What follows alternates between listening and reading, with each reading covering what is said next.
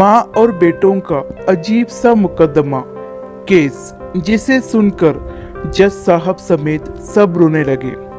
न्यायालय में एक मुकदमा आया जिसने सभी को झकझोर कर रख दिया। अदालतों में प्रॉपर्टी विवाद व अन्य पारिवारिक विवाद के केस आते ही रहते हैं, मगर ये मामला बहुत ही अलग था। एक 75 साल के बूढ़े व्यक्ति ने अपने 80 साल के बूढ़े भाई पर मुकदमा किया था।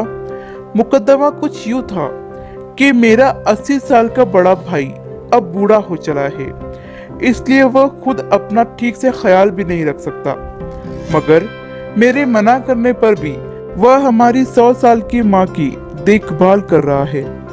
मैं अभी ठीक हूँ, इसलिए अब मुझे माँ की सेवा करने का मौका दिया जाए और माँ को मुझे सौंप दिया जाए। जज साहब का दिमाग घूम गया और मुकदमा भी चर्चा में आ गया।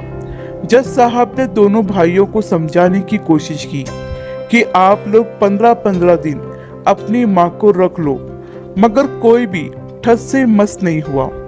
बड़े भाई का कहना था कि मैं अपने स्वर्ग को खुद से दूर नहीं होने दूंगा।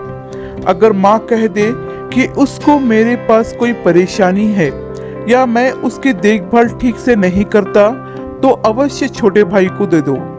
छोटा भाई कहता कि पिछले 40 साल से अकेले ये ही सेवा किए जा रहा है, आखिर मैं अपना कर्तव्य कब पूरा करूंगा।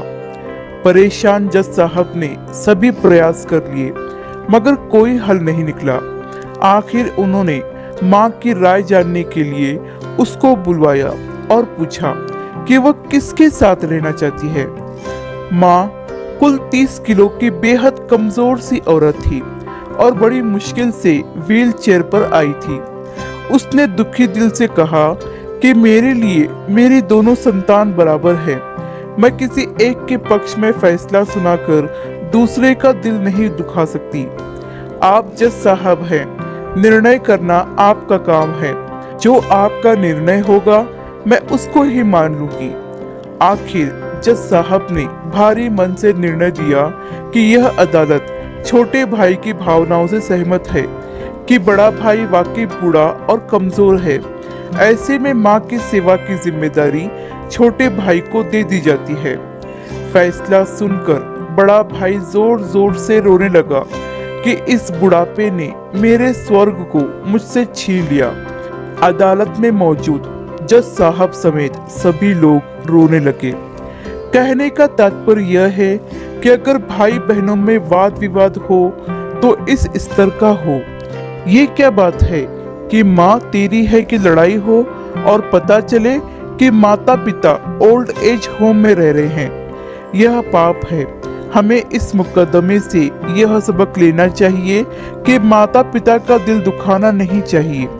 और यह जो कहानी मैं आपको सुना रही हूँ, यह सच्ची घटना पर आधारित है। आशा करती हूँ कि ये कहानी आपको पसंद आई होगी। इस कहानी पर आपकी क्या राय है हमें कमेंट करके जरूर बताइए।